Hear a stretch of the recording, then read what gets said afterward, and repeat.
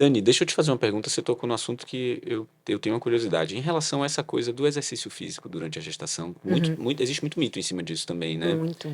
E eu queria que você falasse um pouquinho pra gente sobre quais são os principais mitos em relação à atividade física e também qual a importância da atividade física na gestação, porque se você entende que gestação não é uma doença, Sim, você entende que você tem que continuar tendo a mesma percepção de saúde do seu organismo que você tinha antes de com engravidar. certeza. E aí eu acho que tem muita coisa, sobretudo quando a gente está na era da informação barra desinformação, né?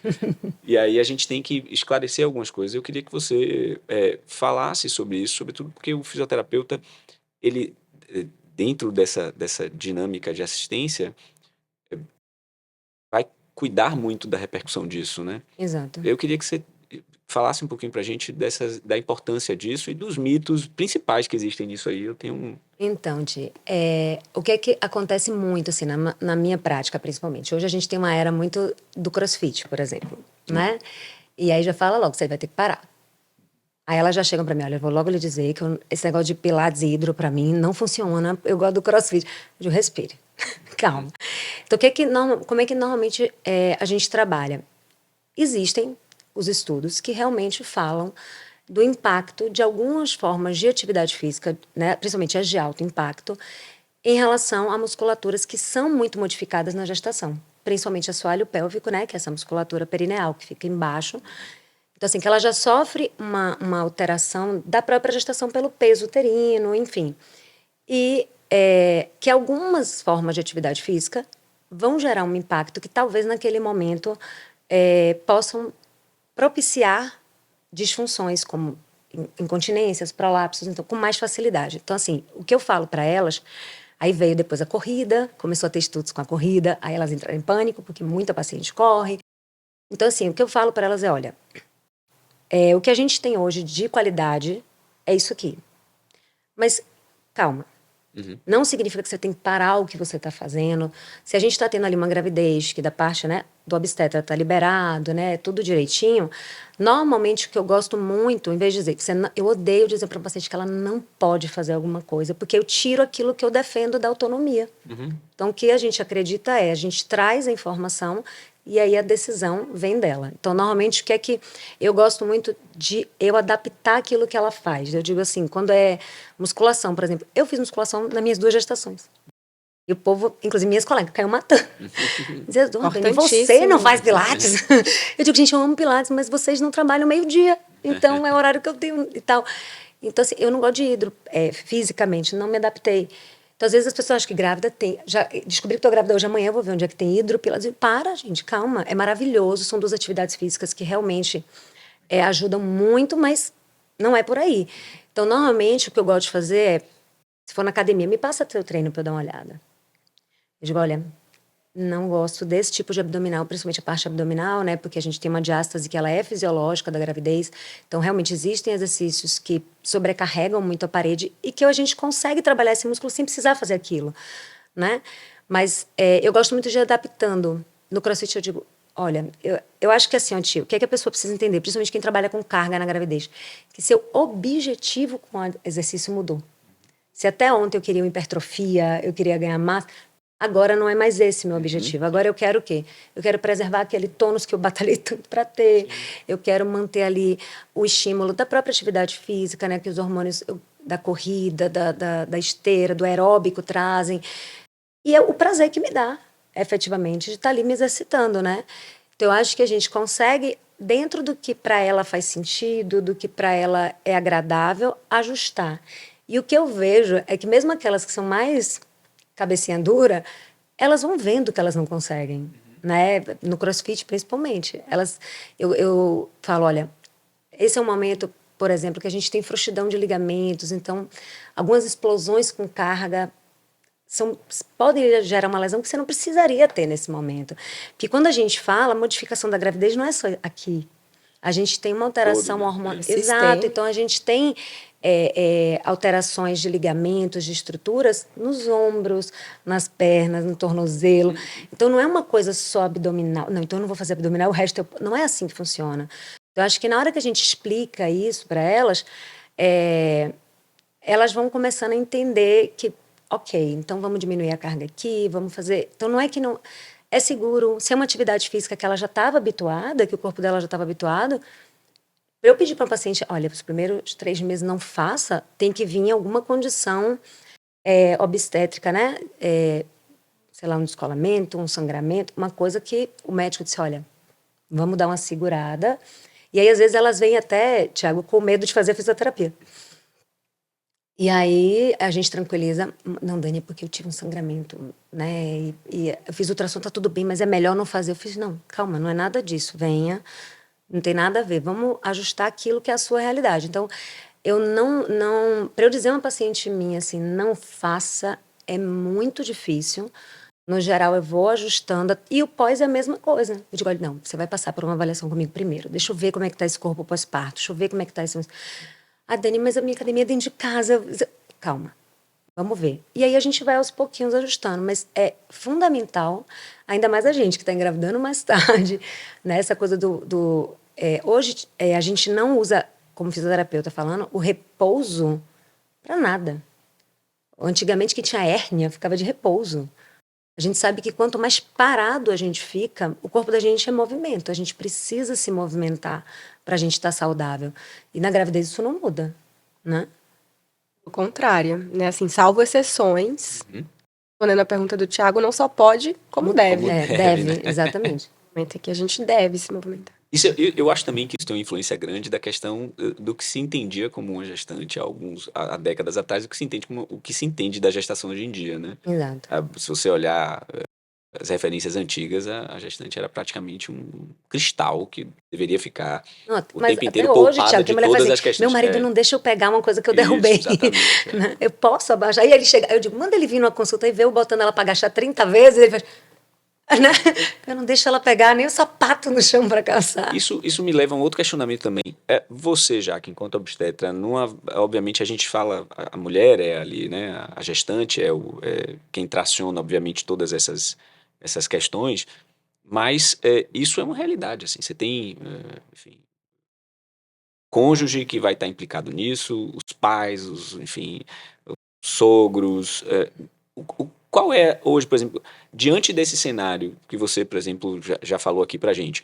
Não só pode, como deve. Como é que você aborda isso, por exemplo, uma família que tá também, talvez, nessa retranca de sentido de, mas peraí, doutora, ela também Ela não, tá nem para grávida. tanto. Assim, como é que você aborda isso hoje? Porque eu entendo, obviamente, que tem situações que você tem que ficar de repouso e tem, né? E entendo também que isso é da menor parte, né? A maior parte das gestações são gestações que não vão exigir nenhum tipo de reclusão nesse sentido. Mas eu acho que tem um trabalho que também precisa ser feito, afinal de contas a mulher não está grávida, apesar de estar grávida sozinha, mas não participa Não. disso sozinha. E tem muito essa hiperproteção. O que é que você acha dessa hiperproteção à gestante? E como você aborda isso, assim, para uma família nesse sentido? Sobretudo as famílias que fazem essa... E, rapidinho, só para São assim. complementar a pergunta que você já fala, Jaque. E eu acho que tem outra população que isso é bem forte, que é quem já sofreu um abortamento. Né? Uma família que vem com um histórico, e aí parece que na gestação seguinte, ela vem com a mulher, o parceiro, com aquela coisa assim, para a gente não fazer nada para não acontecer de novo, né? Então, mesmo que a gente fale que aconteceu por um motivo, mas eles vêm com essa resistência também, né? A resposta vai ser sempre informação, né?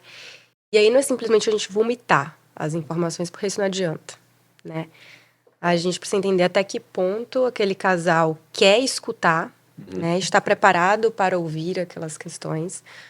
E até que ponto, mas naquele momento é melhor a gente esperar um pouquinho, né? Dar segurança para depois trazer, olha, mas não é bem assim e tal. Então, a resposta é sempre informação, entendendo que na hora que ele sai do consultório, eles vão encontrar um monte de gente falando um monte de coisa. Decidir, né, por alguma coisa na saída. Justo. Então, é fortificar cada vez mais a relação, o laço, né? Para que tenha-se cada vez mais segurança, obviamente explicando. Mas também entendendo essa fragilidade, né? Tem coisas que não adianta a gente falar, né?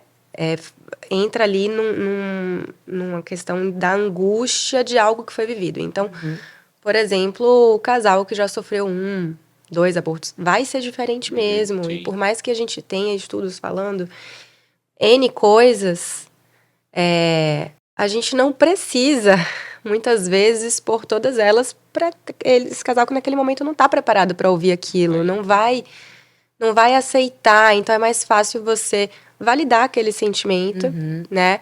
E depois, quando a coisa passa, no segundo momento, ir percebendo até que ponto eles já estão seguros o suficiente para viver outras coisas. Hoje a gente tem um entendimento de que a atividade física não tem mais por objetivo, puro e simples, a estética, né? Claro. Mas faz parte da saúde como um todo. Então, eu brinco comigo mesma, né? Que a atividade física é remédio, né? Então, por isso que não só pode, como deve, salvo algumas exceções, obviamente, né? O que a gente precisa é adaptar, né? O que Dani falou, o corpo vai estar Objetivo agora é diferente, outro, o né? objetivo é outro, e o nosso corpo vai estar diferente, né? A gente tem ali uma frouxidão ligamentar, que é óbvio que precisa ser cuidada de forma diferente. Então, o olhar da equipe, né, que está cuidando dessa parte da gestante, vai ter que ser diferente. Mas é importante que se faça não só para o preparo para o parto, mas para passar por toda a gravidez de forma muito mais saudável, né? Então, sim, na gravidez é super recomendado que se faça atividade física. Algumas têm que ser adaptadas, algumas, infelizmente, em determinados casos, não dá, né? Existem coisas que são negociáveis e coisas que não são negociáveis, Exato. né? Mas a estratégia que a gente utiliza é basicamente a conversa, né? Mas aí esse é um ponto em que nem sempre a gente sai vomitando tudo, né? Tem que ter ali um pouco de percepção de até onde aquele casal está preparado para ouvir aquilo, vai compreender aquilo naquele momento, né? Entender também o contexto social, né? Então, existem brigas que a gente não precisa comprar, Perfeito. sabe? Assim, ela vai chegar em casa, Talvez Você vai mãe, perder, Talvez você já precise mediar. sabe. a mãe, a sogra, a tia, vai falar que é pra fazer de outro jeito. E quando é uma coisa que, tudo bem, né? Não precisa comprar, é mais uma coisa que a gente vai colocar na cabeça, né? Daquela pessoa que já tá ali cheia de coisa. Então, eu acho que é isso. É conversa, é tato e é negociação. Engraçado, você falou de uma coisa de brigas que que a gente não precisa comprar, isso é um fato. Na pediatria também isso acontece muito, né? Porque as informações, elas divergem, às vezes de um pediatra para o outro e às vezes de um país para o outro, de uma realidade cultural para outra, né? E muitas vezes essas resistências e certas cobranças vêm diante de um cenário que é relativo. A gente tem uma dificuldade, eu acho, assim, as pessoas hoje em dia têm uma dificuldade de entender que nem tudo é uma verdade absoluta. Eu acho que a internet traz esse ringue onde as pessoas estão o tempo inteiro se espancando para saber quem tem mais razão, quem tem menos, quando na verdade tudo é muito controverso, boa parte, tudo, não diria tudo, mas uma boa parte dessas coisas que a gente está talvez aí nesse dilema de compra ou não essa briga são controversas porque mudam hoje. Amanhã já é uma outra recomendação, em outro país já muda diferente. Na pediatria a gente enfrenta muito isso. E eu acho que na obstetrícia talvez não seja Nossa, a muito gente diferente, né? Eu acho que a especialidade que mais tem divergência de literatura é a obstetrícia, né? E aí, hoje eu tô trabalhando também com ensino, né? E daí eu lembro do momento em que eu estudava para fazer prova e tudo, e o quanto era angustiante isso, né? De você por uma referência de um jeito, por outra referência de outro, mas e aí, não existe um certo e um errado? A verdade é que não. Exatamente. E para nós profissionais, hoje eu entendo que isso sim. é ótimo, Exatamente, né? Porque no momento em que a gente entende porque pode ser de um jeito, mas também pode ser de outro, nos dá uma liberdade muito maior. Só que explicar isso para o paciente, para a família, nem sempre é a tarefa mais fácil. A gente acaba saindo como o desinformado. que não Melhor tá. ouvir outra pessoa. E sobretudo quando você tem uma postura pessoal de que você quer respeitar a autonomia do indivíduo, de Sim. decidir aquilo, né?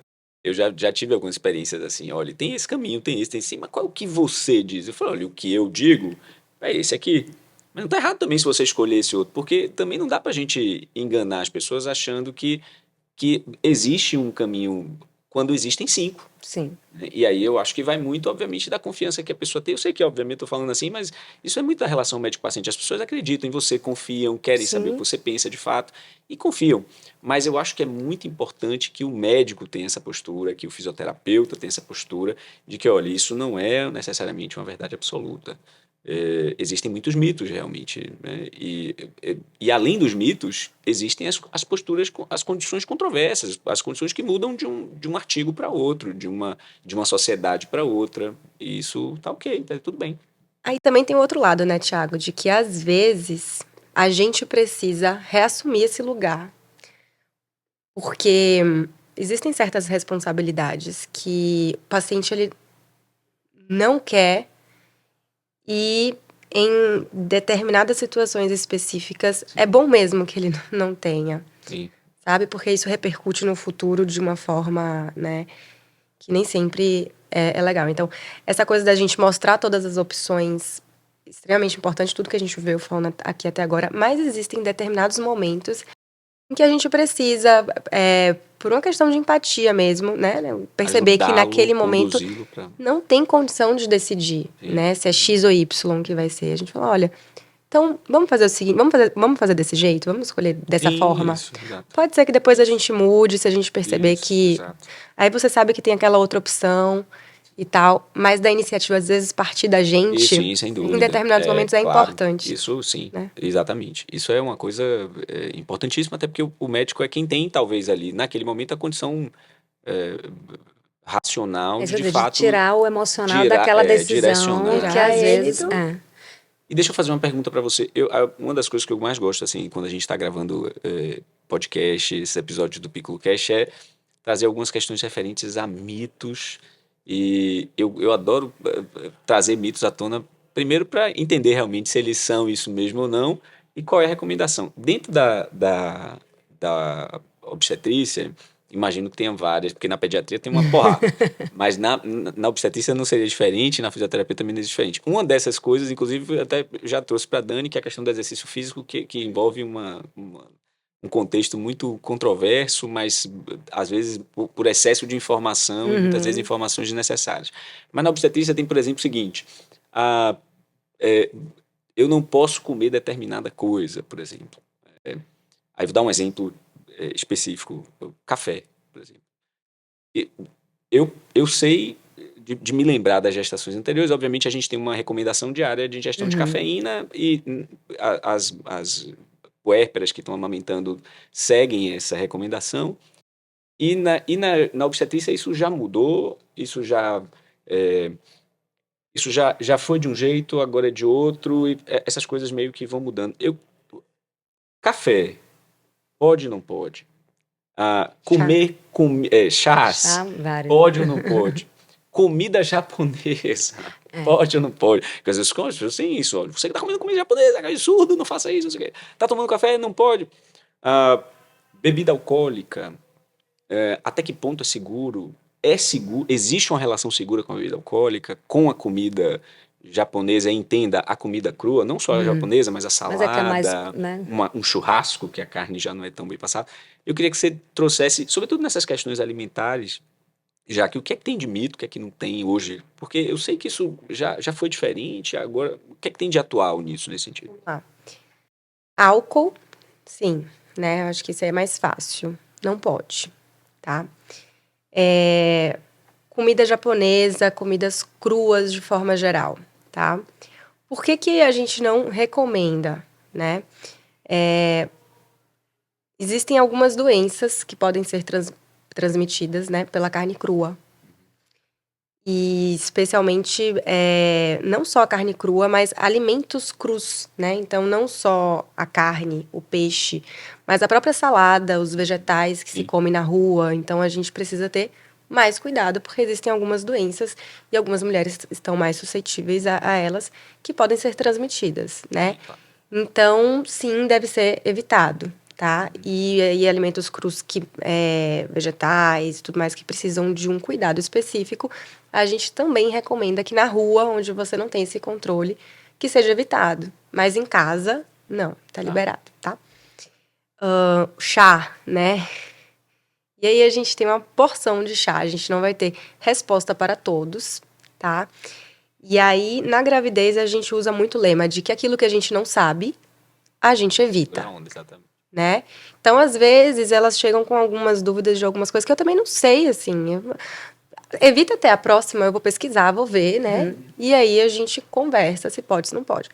Então, quando é algo que eu consumo vez em nunca e a gente não tem tanta certeza assim, então vamos não utilizar porque não temos tantas evidências. Esse é muito o que acontece em relação a mim, assim, de chá, né? Porque tem chá que pode, tem chá que não pode, tem chá que a gente não sabe.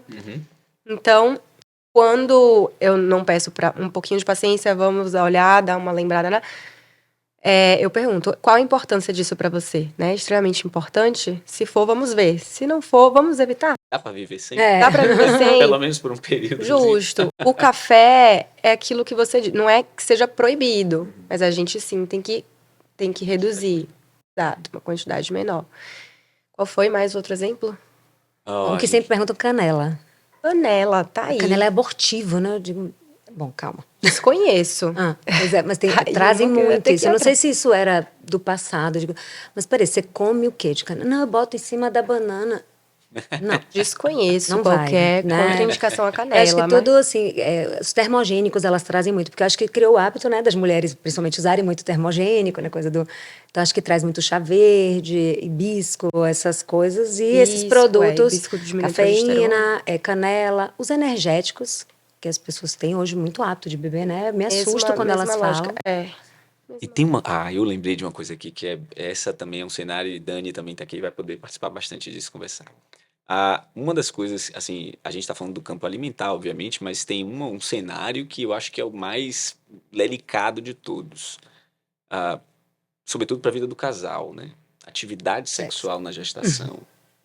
Isso é isso é uma coisa, é um cenário assim que imagino que vai gerar uma controvérsia gigantesca, porque é uma dúvida enorme, sobretudo porque envolve também uma outra figura na parada, que Sim. muitas vezes é quem está mais preocupado Sim. em prejudicar alguma coisa, né?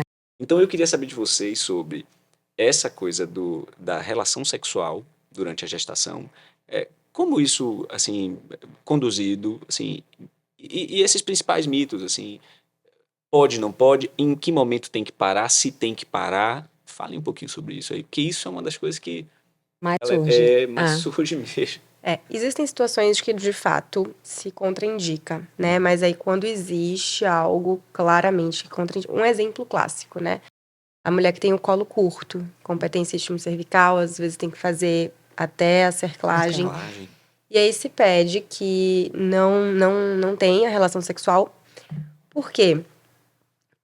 Sempre após a relação sexual, a gente tem um estímulo uterino de contração, né?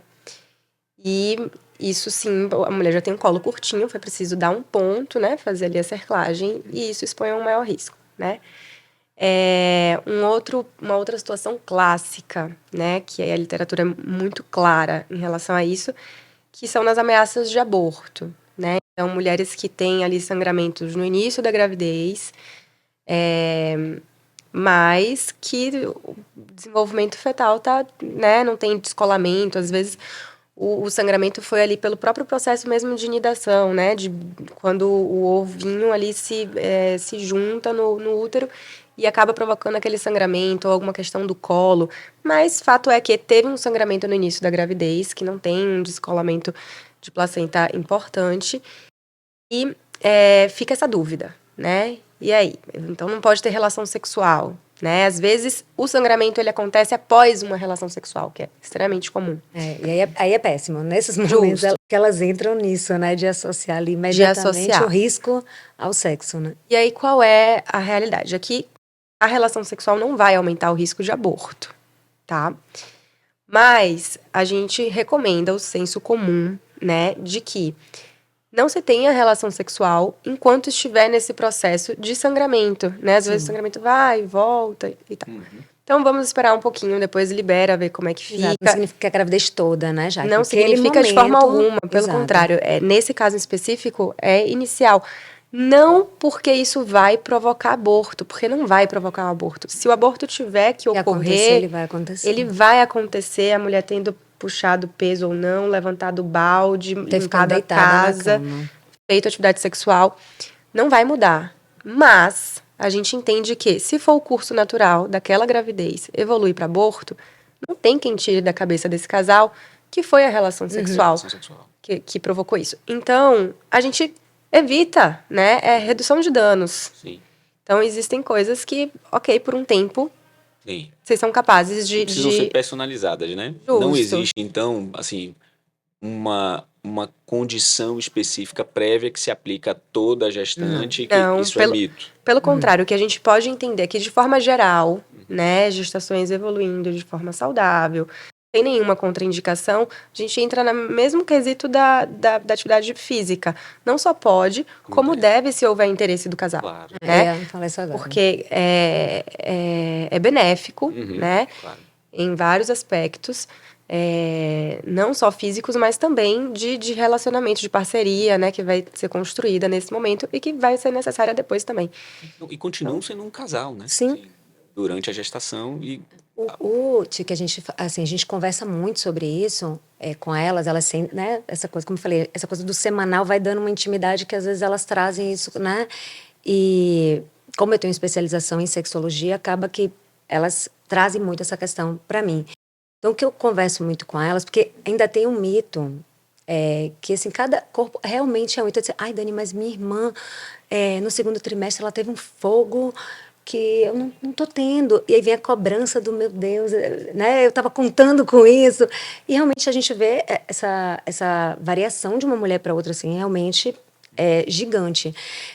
O que eu digo a elas muito é assim, sabe, tio? Eu acho que vão ter momentos realmente da gravidez que a gente vai ter ou mais cansaço.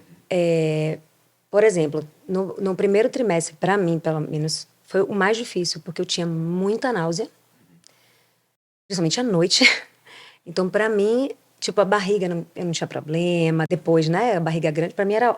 Mas a náusea foi, para mim, o fator mais limitante, porque eu realmente ficava muito... Inunda o seu desejo.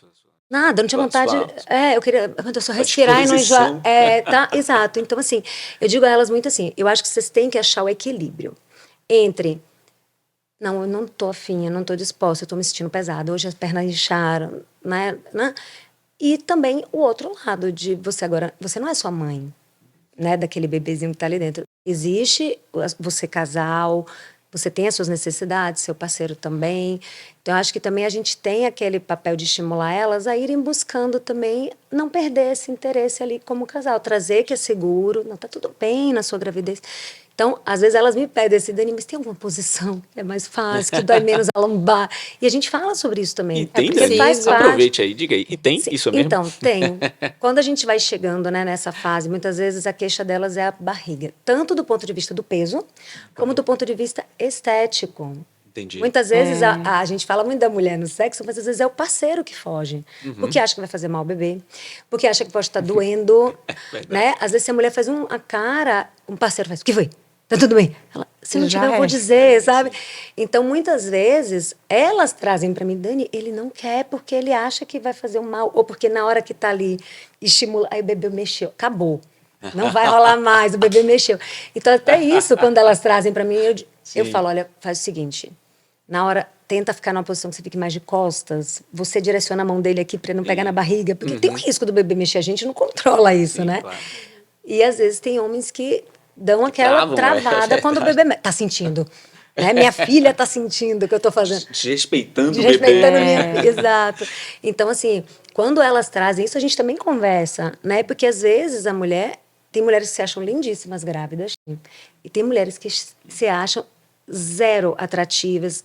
Porque às vezes quando a gente fala de sexo, a gente pensa muito no outro, mas principalmente para a mulher, ela se vê sensual, ela se vê desejável, ela se vê bonita, primeiro. é o principal. Ela não vai ter excitação, desejo, se ela não se A sentir. autoestima estiver lá embaixo. Exato. Não, Dani, mas ela tem que aceitar o corpo dela. Digo, gente, uma coisa, outra coisa, outra coisa. Sexualidade é papo para um outro podcast, verdade. porque tem Exato, muita verdade. coisa A gente para se pode falar, falar. mas Tem isso. várias coisas que a gente Verdade, pode mas eu falar. acho assim, que o que na gravidez é importante? ela respeitar muito o desejo dela. A gente não tá ali só para ser, ai, mas ele tá muitas semanas já, coitado, né? Você não é um boneco inflável, você é a esposa dele, Sim. sabe? Eu acho que essa conversa tem que acontecer muito na gravidez, sabe? Porque o pós-parto é pior, né? Quando a mulher entra na privação de sono, os dois, né? Se o pai for aquele que também tá ali, privação de sono, cansaço, peito com dor, vazando, dor na Realidade hormonal região, já é né? Às vezes tem diferente, né? sutura na região, ou a própria cesárea, tem muita mulher que Sim. tem medo, uma primeira relação com dor, enfim. E eu digo, gente, as pessoas ficam muito naquilo, o hormônio da amamentação, que ela não quer. Não, para mim eu acho que o hormônio é o menor dos seus problemas. Eu acho que a privação de sono é o principal, na minha cabeça. Então, eu acho que esse diálogo ele tem que vir desde aí. Se você começa no CD e dizer assim, eu vou só para bater o ponto, para ele não ficar mais uma semana sem, é a pior ação que você pode ter, porque no pós-parto isso tende a piorar. Então, eu acho que quando você vai entendendo e estimulando, manter essa intimidade, deixando claro que a intimidade do casal vai muito além do sexo, exatamente. né? Então, você ter esse cuidado de continuar tendo a coisa do querer estar junto, que eu acho que isso vai mantendo isso aqui. E quando o parceiro entende isso, né? Eu por um lado entendo que também não dá para ser 9 meses sem vontade, né? A não ser que seja uma condição, mas assim, não, ela tá 9 meses sem vontade. Não, tem que partir de você também uma busca de por que eu não tô tendo, né? O que tá faltando? É porque eu não tô segura com isso aqui? Mas eu acho que a base é o diálogo. Porque quando eu vejo que a mulher ela vai na gravidez cedendo às vezes, ou não fala por vergonha, por se sentir culpada de ela que está mudando, o que a gente mais vê é que no pós, isso tende assim ao fracasso, né? E às vezes acabar mesmo uma relação por isso. Joia. Pra gente finalizar, esse papo tá maravilhoso. Eu acho que a gente tem, enfim, vamos tem um monte, vocês vão conversando e vai Vai surgindo surgindo. um monte de coisa aqui na minha que eu quero perguntar, obviamente, mas a gente não pode fazer aqui um mega podcast, um mega episódio. Mas para a gente finalizar esse, certamente nos próximos a gente vai explorar mais coisa, mas para esse eu queria só finalizar com duas respostas, assim, uma resposta sua, já aqui, uma resposta sua, Dani. Diante de tudo isso que a gente conversou e diante de um cenário que a gente entende que são habilidades de uma nova habilidades e atribuições que um médico, um fisioterapeuta, que o pediatra, obstetra, enfim, tem que ter no seu exercício profissional. O que é que você já que elencaria hoje como as habilidades do obstetra dessa geração, assim? O que é que um obstetra que acabou de terminar sua especialização, um médico que está interessado em conduzir enfim, o seu consultório, conduzir a sua atribuição profissional, o que é que quais são os valores assim e as qualidades que você entende hoje do obstetra dessa geração? Porque a mulher mudou ao longo das gerações, o homem mudou ao longo das gerações, o médico também mudou ao longo das gerações. E o que é que você entende hoje como habilidades desse médico de hoje, com a medicina do jeito que está, né? A gente está vendo aí tanta interferência, tanta transformação. Nas suas palavras, o que é que você acha que são habilidades e valores do obstetra dessa geração? Acho que duas, basicamente. Óbvio, são muitas, mas especialmente duas, que é a técnica e a comunicação, né? Eu acho que a gente não pode deixar de lado a técnica, né? Porque senão a gente acaba se vendendo para muitos modismos. Então, a gente está atento ao que de fato é real, o que de fato é científico, né? Mas também está aberto a se comunicar, porque é muito do que a gente disse aqui hoje, né? Então, a gente precisa ter esse diálogo, ter essa troca de informação, deixar claro até o limite que o paciente dá de tudo que está acontecendo. Então, se você alia, né, essas duas questões, você consegue se comunicar bem, você consegue conduzir bem por meio do diálogo, da comunicação, mas, ao mesmo tempo, não deixa de lado aquilo que você aprendeu e que continua aprendendo. Eu acho que isso aí, essas duas coisas juntas, já são um grande passo aí para dar tudo certo, né, assim. Maravilha. E você, Dani, o que é que você diria do fisioterapeuta? Eu concordo com o Jaque plenamente. Eu acho que a gente sai de um papel de dar ordem, né? Ainda mais no caso da fisioterapia, que a gente depende muito da paciente assumir a parte dela, porque não é numa sessão de fisioterapia que a gente consegue um condicionamento muscular, né? Então, normalmente, mas a gente ouvir também qual é a realidade dela, né? Eu vou lhe dizer assim, ó, uma das coisas que mais me angustia na minha área é quando, por exemplo, você pega uma mulher, assim, primeiro mês de vida de um bebê e você passa séries de exercícios para essa mulher. Eu digo, gente, ela não vai conseguir fazer. Não é o momento, sabe? Só que aí, quando eu faço isso, estou trazendo para ela uma frustração, porque ela não vai conseguir. Então, é mais uma frustração para um momento que ela já está ali, tendo que lidar com tantas questões. Então, eu acho que, para a gente, como fisioterapeuta na área da obstetrícia, eu acho que trazer, sim, o estudo é uma coisa que cada vez, né? Hoje em dia, as coisas mudam muito rápido. Então, a gente está sempre ali estudando para trazer para elas o que é seguro, o que é importante, o que é necessário, ouvindo o lado de lá, né? Qual é a realidade daquela mulher, onde encaixa o que eu estou falando dentro da rotina dela e tudo. Eu acho que a gente trazer o que é importante e ter a empatia também de ouvir o outro lado, né? De o que é importante realmente para ela naquele momento e o que para ela não faz a menor diferença. Então, eu acho que isso é a gente saber incluir o que é importante dentro do que a gente conhece do ponto de vista técnico com o que é realmente necessário e o que é dentro daquela realidade dela, o que é possível. Maravilha. Meninas, obrigado. O papo foi massa. Assim, a gente tem... É um universo realmente que é quase uma coisa assim, multiverso, né? Da Marvel, que tem milhões de possibilidades e, enfim, e desdobramentos. A gente pode ter esse papo várias vezes. Eu acho que a gente tem muita coisa para conversar dentro desse cenário. O papo foi maravilhoso. Eu agradeço a vocês pela disposição, pela Eu que agradeço. disponibilidade. Muito obrigado. Para você que nos assistiu até agora, eu espero que você tenha aproveitado bastante a informação. Eu acho que a gente trouxe muita coisa de interesse mesmo público, dessa audiência que tanto pergunta muitas vezes nas caixinhas de Instagram, na interação que a gente tem ao longo das redes sociais e nos consultórios também, né? Isso é muito frequente. Então, espero que você tenha gostado, curtido.